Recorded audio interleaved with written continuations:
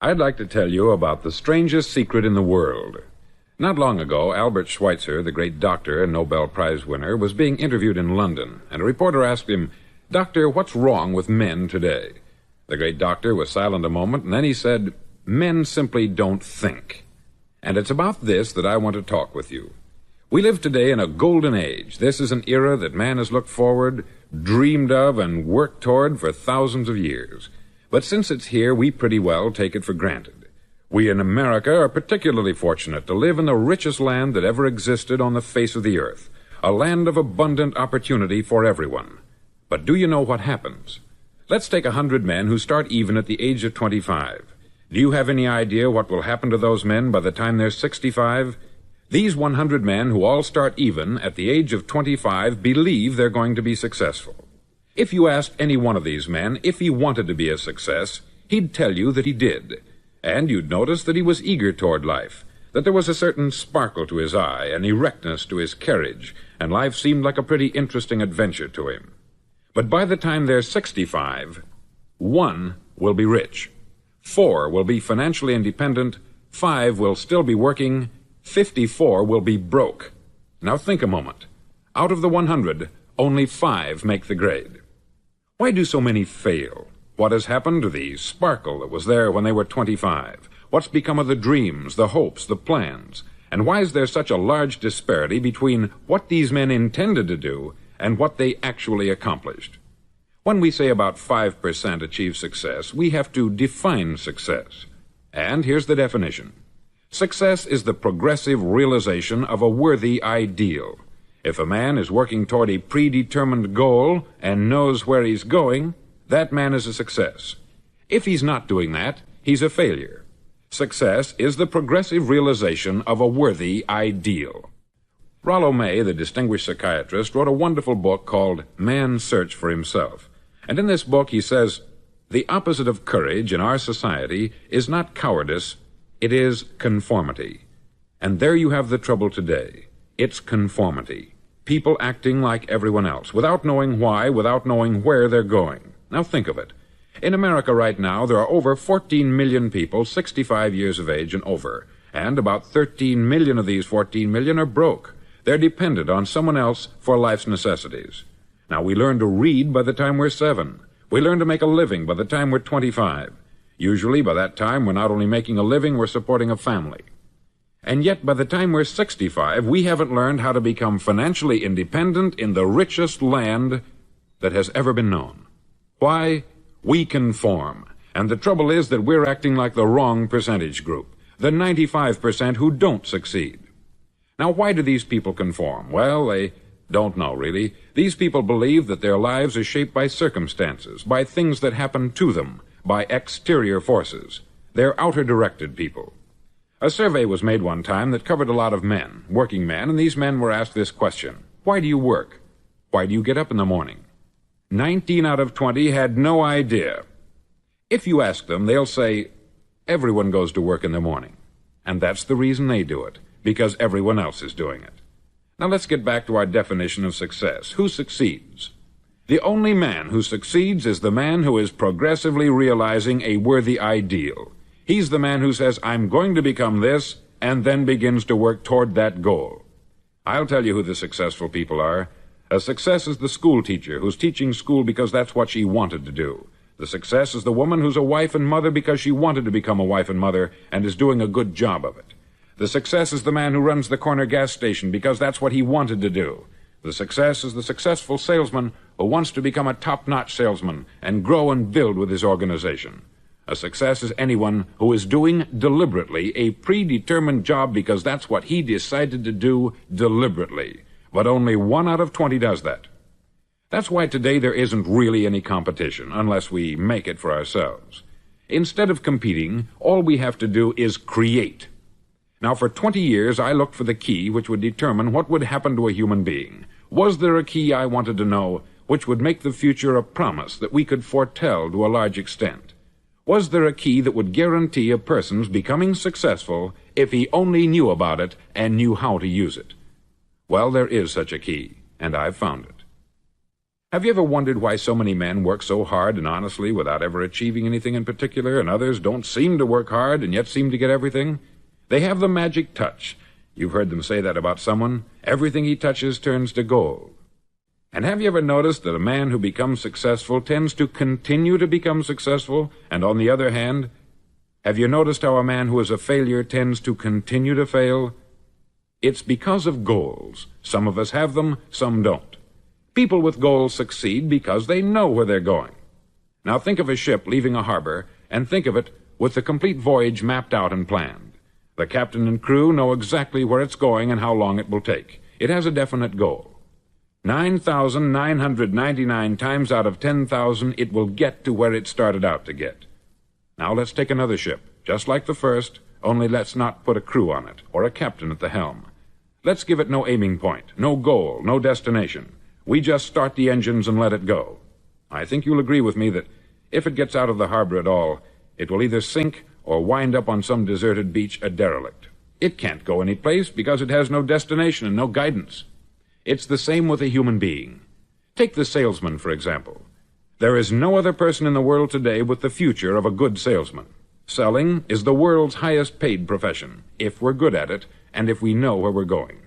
Every company needs top-notch salesmen, and they reward those men. The sky is the limit for them. But how many can you find?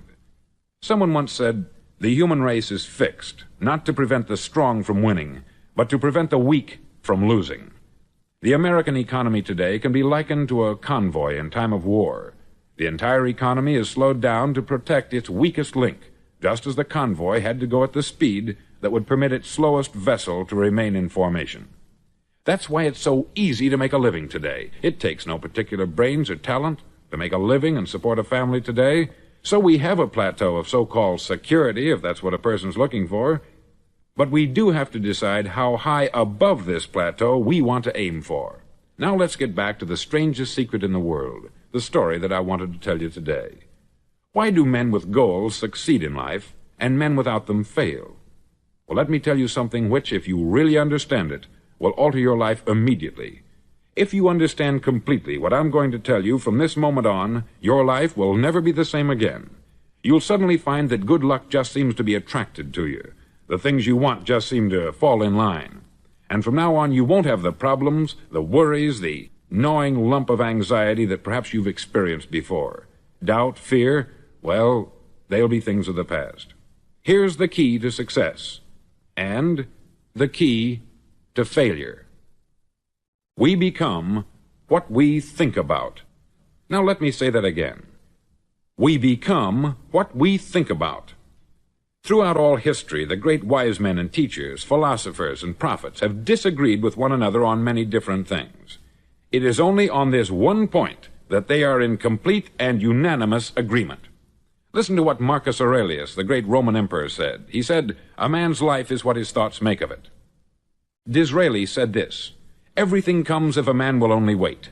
I have brought myself by long meditation to the conviction that a human being with a settled purpose must accomplish it, and that nothing can resist a will that will stake even existence for its fulfillment."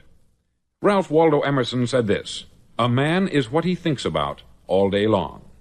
William James said, "The greatest discovery of my generation is that human beings can alter their lives by altering their attitudes of mind." And he also said, "We need only in cold blood act as if the thing in question were real, and it will become infallibly real by growing into such a connection with our life that it will become real. It will become so knit with habit and emotion that our interest in it will be those which characterize belief." He also said this, "If you only care enough for a result, you will almost certainly attain it. If you wish to be rich, you will be rich. If you wish to be learned, you will be learned. If you wish to be good, you will be good. Only you must then really wish these things, and wish them exclusively, and not wish at the same time 100 other incompatible things just as strongly." In the Bible you read, in Mark 9:23, "If thou canst believe, all things are possible to him that believeth." Dr. Norman Vincent Peale said this, "This is one of the greatest laws in the universe. Fervently do I wish I had discovered it as a very young man. It dawned upon me much later in life, and I've found it to be one of the greatest, if not my greatest discovery outside of my relationship to God. And the great law, briefly and simply stated, is that if you think in negative terms, you'll get negative results. If you think in positive terms, you will achieve positive results. That is the simple fact which is at the basis of an astonishing law of prosperity and success. In 3 words, believe and succeed. William Shakespeare put it this way: "Our doubts are traitors, and make us lose the good we oft might win by fearing to attempt." George Bernard Shaw said, "People are always blaming their circumstances for what they are. I don't believe in circumstances. The people who get on in this world are the people who get up and look for the circumstances they want, and if they can't find them, make them." Well, it's pretty apparent, isn't it? And every person who discovered this for a while believed that he was the first one to work it out. We become what we think about. Now, it stands to reason that a person who's thinking about a concrete and worthwhile goal is going to reach it, because that's what he's thinking about. And we become what we think about. Conversely, the man who has no goal, who doesn't know where he's going, and whose thoughts must therefore be thoughts of confusion and anxiety and fear and worry, becomes what he thinks about. His life becomes one of frustration, fear, anxiety, and worry. And if he thinks about nothing, he becomes nothing. Now, how does it work? Why do we become what we think about? Well, I'll tell you how it works as far as we know. Now, to do this, I want to tell you about a situation that parallels the human mind. Suppose a farmer has some land, and it's good, fertile land. Now, the land gives the farmer a choice. He may plant in that land whatever he chooses. The land doesn't care. It's up to the farmer to make the decision. Now, remember, we're comparing the human mind with the land, because the mind, like the land, doesn't care what you plant in it. It will return what you plant, but it doesn't care what you plant. Now, let's say that the farmer has 2 seeds in his hand. One is a seed of corn, the other is nightshade, a deadly poison. He digs 2 little holes in the earth, and he plants both seeds, one corn, the other nightshade. He covers up the holes, waters, and takes care of the land, and what will happen? Invariably, the land will return what is planted. As it's written in the Bible, "As ye sow, so shall ye reap." Remember, the land doesn't care. It will return poison in just as wonderful abundance as it will corn. So up come the 2 plants, one corn, one poison. Now, the human mind is far more fertile, far more incredible and mysterious than the land, but it works the same way. It doesn't care what we plant. Success, failure. A concrete, worthwhile goal, or confusion, misunderstanding, fear, anxiety, and so on. But what we plant, it will return to us. You see, the human mind is the last great unexplored continent on the earth. It contains riches beyond our wildest dreams. It will return anything we want to plant.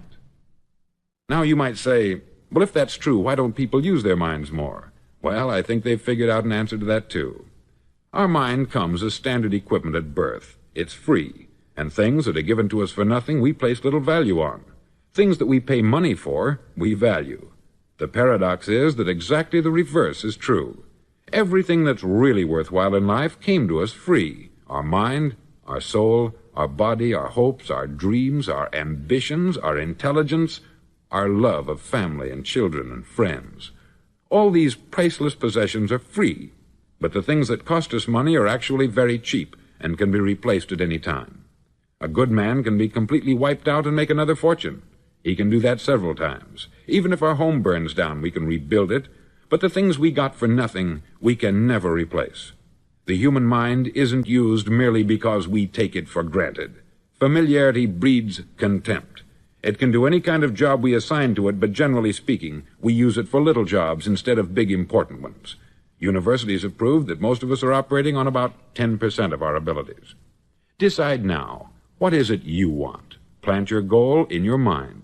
It's the most important decision you'll ever make in your entire life. Do you want to be an outstanding salesman, a better worker at your particular job? Do you want to go places in your company, in your community? All you've got to do is plant that seed in your mind. Care for it. Work steadily toward your goal, and it will become a reality. It not only will, there's no way that it cannot. You see, that is a law, like the laws of Sir Isaac Newton, the laws of gravity. If you get on top of a building and jump off, you'll always go down. You'll never go up. And it's the same with all the other laws of nature. They always work. They're inflexible. Think about your goal in a relaxed, positive way. Picture yourself in your mind's eye as having already achieved this goal. See yourself doing the things you will be doing when you've reached your goal. Ours has been called the phenobarbital age, the age of ulcers and nervous breakdowns. At a time when medical research has raised us to a new plateau of good health and longevity, far too many of us worry ourselves into an early grave trying to cope with things in our own little personal ways, without learning a few great laws that will take care of everything for us. These things we bring on ourselves through our habitual way of thinking. Every one of us is the sum total of his own thoughts.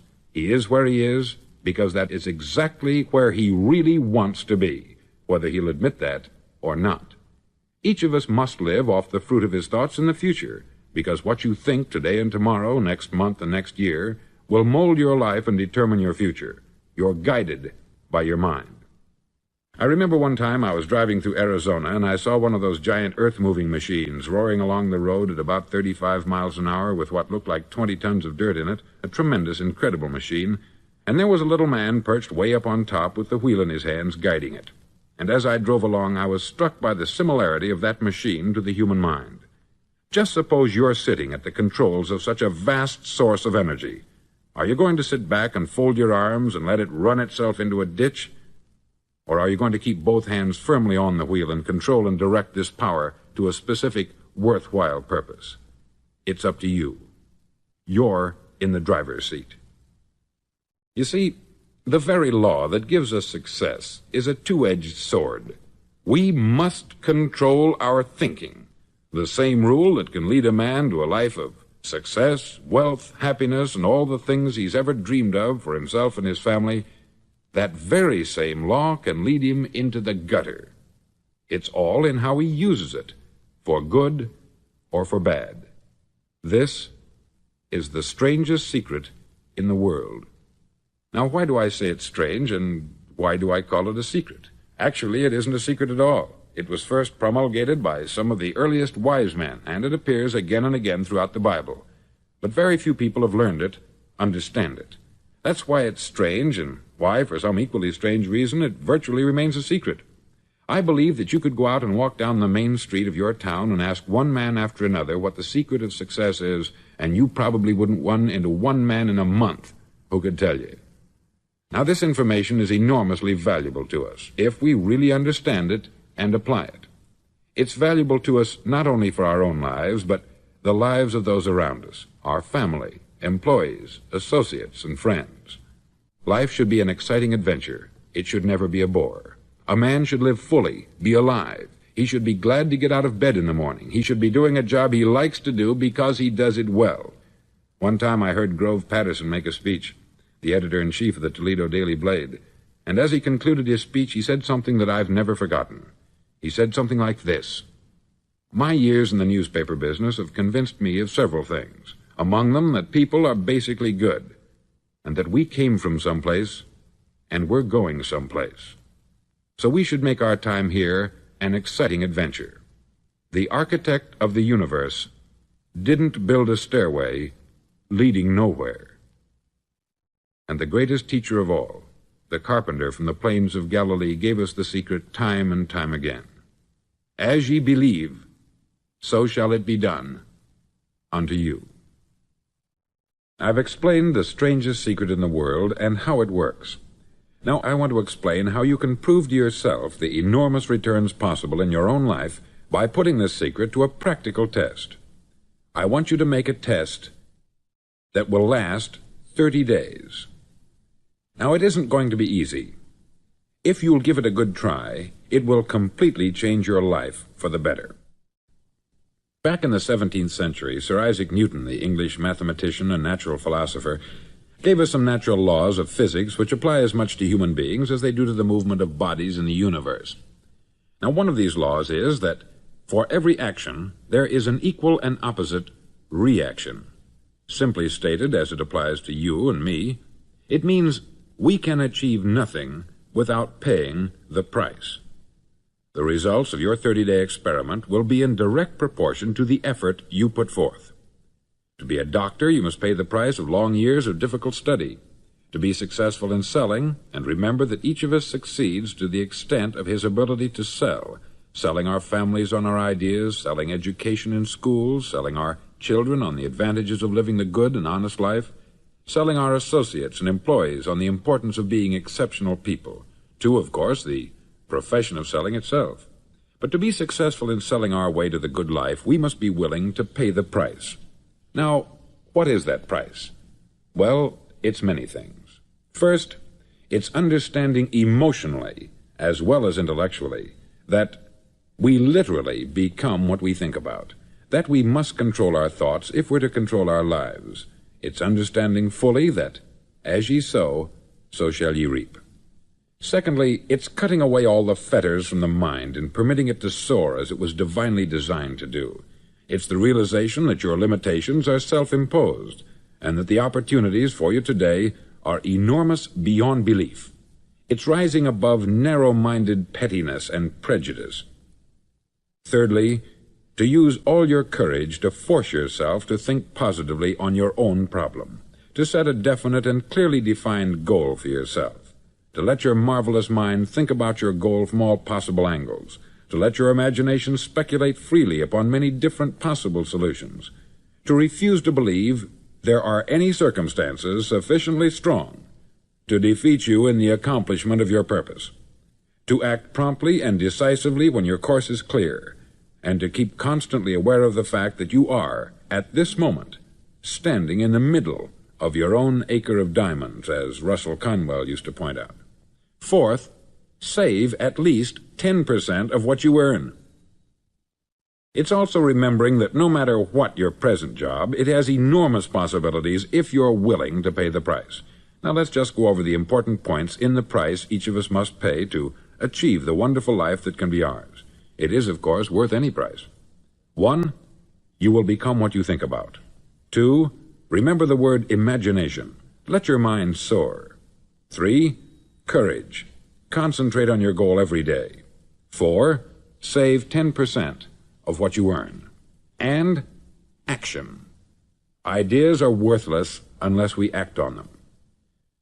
Now I'll try to outline the 30-day test I want you to make. Now keep in mind that you have nothing to lose by making this test, and everything you could possibly want to gain. There are 2 things that may be said of everyone. Each of us wants something, and each of us is afraid of something. I want you to write on a card what it is you want more than anything else. It may be more money. Perhaps you'd like to double your income or make a specific amount of money. It may be a beautiful home. It may be success at your job. It may be a particular position in life. It could be a more harmonious family. Each of us wants something. Write down on your card specifically what it is that you want. Make sure it's a single goal and clearly defined. You needn't show it to anyone, but carry it with you so that you can look at it several times a day. Think about it in a cheerful, relaxed, positive way each morning when you get up, and immediately you have something to work for, something to get out of bed for, something to live for. Look at it every chance you get during the day and just before going to bed at night. As you look at it, remember that you must become what you think about, and since you're thinking about your goal, you realize that soon it will be yours. In fact, it's yours really the moment you write it down and begin to think about it. Look at the abundance all around you as you go about your daily business. You have as much right to this abundance as any other living creature. It's yours for the asking. Now we come to the difficult part. Difficult because it means the formation of what is probably a brand new habit, and new habits are not easily formed. Once formed, however, it'll follow you for the rest of your life. Stop thinking about what it is you fear. Each time a fearful or negative thought comes into your consciousness, replace it with a mental picture of your positive and worthwhile goal. There will come times when you will feel like giving up. It's easier for a human being to think negatively than positively. That's why only 5% is successful. You must begin now to place yourself in that group. For 30 days, you must take control of your mind.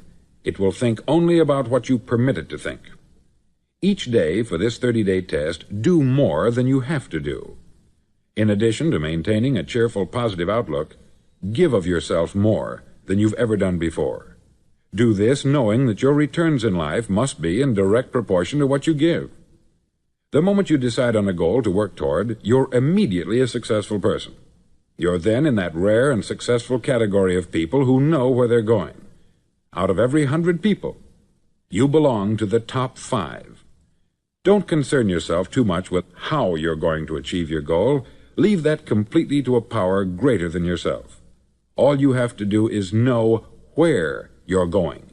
The answers will come to you of their own accord. Remember these words from the Sermon on the Mount, and remember them well. Keep them constantly before you this month of your test. Ask, and it shall be given you. Seek, and ye shall find.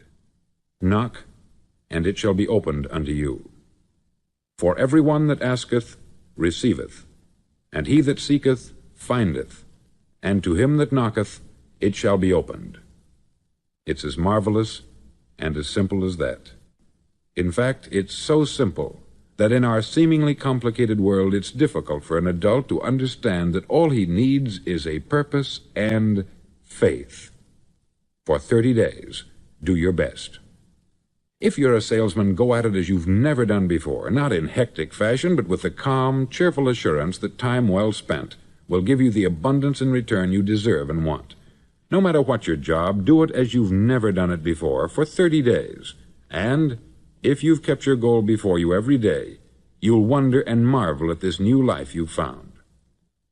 Dorothea Brand, outstanding editor and writer, discovered it for herself and tells about it in her fine book, Wake Up and Live. Her entire philosophy is reduced to the words, act as though it were impossible to fail. She made her own test with sincerity and faith, and her entire life was changed to one of overwhelming success. Now you make your test for 30 full days. Don't start your test until you've made up your mind to stick with it. You see, by being persistent, you're demonstrating faith. Persistence is simply another word for faith. If you didn't have faith, you would never persist. If you should fail during your first 30 days, by that I mean suddenly find yourself overwhelmed by negative thoughts, you've got to start over again from that point and go 30 more days. Gradually your new habit will form until you find yourself one of that wonderful minority to whom virtually nothing is impossible. Don't forget the card. It's vitally important as you begin this new way of living. On one side of the card, write your goal, whatever it may be. On the other side, write the words we've quoted from the Sermon on the Mount. Ask, and it shall be given you. Seek, and ye shall find. Knock, and it shall be opened unto you. Nothing great was ever accomplished without inspiration. See that during these crucial first 30 days, your own inspiration is kept at a peak. Above all, don't worry. Worry brings fear, and fear is crippling. The only thing that can cause you to worry during your test is trying to do it all yourself. Know that all you have to do is hold your goal before you. Everything else will take care of itself. Remember also to keep calm and cheerful. Don't let petty things annoy you and get you off course. Now, since making this test is difficult, some may say, well, why should I bother? Well, look at the alternative. No one wants to be a failure. No one really wants to be a mediocre individual. No one wants a life constantly filled with worry, fear, and frustration. Therefore, remember that you must reap that which you sow. If you sow negative thoughts, your life will be filled with negative things. If you sow positive thoughts, your life will be cheerful, successful, and positive. Now, gradually, you will have a tendency to forget what you've heard on this record. Play it often. Keep reminding yourself of what you must do to form this new habit. Gather your whole family about and listen to what's been said here at regular intervals. You know, most men will tell you that they want to make money without understanding the law. The only people who make money work in the mint. The rest of us must earn money. This is what causes those who keep looking for something for nothing or a free ride to fail in life. The only way to earn money is by providing people with services or products which are needed and useful. We exchange our product or service for the other man's money. Therefore, the law is that our financial return will be in direct proportion to our service. Success is not the result of making money. Making money is the result of success, and success is in direct proportion to our service. Most people have this law backwards. They believe that you're successful if you earn a lot of money. The truth is that you can only earn money after you're successful. It's like the story of the man who sat in front of the stove and said to it, "Give me heat, and then I'll add the wood." How many men and women do you know, or do you suppose there are today, who take the same attitude toward life? There are millions. We've got to put the fuel in before we can expect heat. Likewise, we've got to be of service first before we can expect money. Don't concern yourself with the money. Be of service. Build, work, dream, create. Do this, and you'll find there's no limit to the prosperity and abundance that will come to you. Prosperity is founded upon a law of mutual exchange. Any person who contributes to prosperity must prosper in turn himself. Sometimes the return will not come from those you serve, but it must come to you from someplace, for that is the law. For every action, there is an equal and opposite reaction. As you go daily through your 30-day test period, remember that your success will always be measured by the quality and quantity of service you render, and money is a yardstick for measuring this service. No man can get rich himself unless he enriches others. There are no exceptions to a law. You can drive down any street in America and from your car estimate the service that's being rendered by the people living on that street. Had you ever thought of this yardstick before? It's interesting. Some, like ministers and priests and other devoted people, measure their returns in the realm of the spiritual, but again, their returns are equal to their service. Once this law is fully understood, any thinking person can tell his own fortune. If he wants more, he must be of more service to those from whom he receives his return. If he wants less, he has only to reduce this service. This is the price you must pay for what you want. If you believe you can enrich yourself by deluding others, you can only end by deluding yourself. It may take some time, but just as surely as you breathe, you'll get back what you put out. Don't ever make the mistake of thinking you can avert this. It's impossible. The prisons and the streets where the lonely walk are filled with people who tried to make new laws just for themselves. We may avoid the laws of man, but there are greater laws that cannot be broken. An outstanding medical doctor recently pointed out 6 steps that will help you realize success. 1. Set yourself a definite goal. 2. Quit running yourself down. 3. Stop thinking of all the reasons why you cannot be successful, and instead think of all the reasons why you can. 4. Trace your attitudes back through your childhood and try to discover where you first got the idea you couldn't be a success, if that's the way you've been thinking. 5. Change the image you have of yourself by writing out a description of the person you would like to be. And 6. Act the part of the successful person you have decided to become. The doctor who wrote those words is a noted West Coast psychiatrist, David Harold Fink, M.D. Do what all experts since the dawn of recorded history have told you you must do. Pay the price by becoming the person you want to become. It's not nearly as difficult as living unsuccessfully. Make your 30-day test. Then repeat it. Then repeat it again. Each time it will become more a part of you until you'll wonder how you could ever have lived any other way. Live this new way, and the floodgates of abundance will open and pour over you more riches than you may have dreamed existed. Money? Yes, lots of it. But what's more important you'll have peace. You'll be in that wonderful minority who lead calm, cheerful, successful lives. Start today. You have nothing to lose, but you have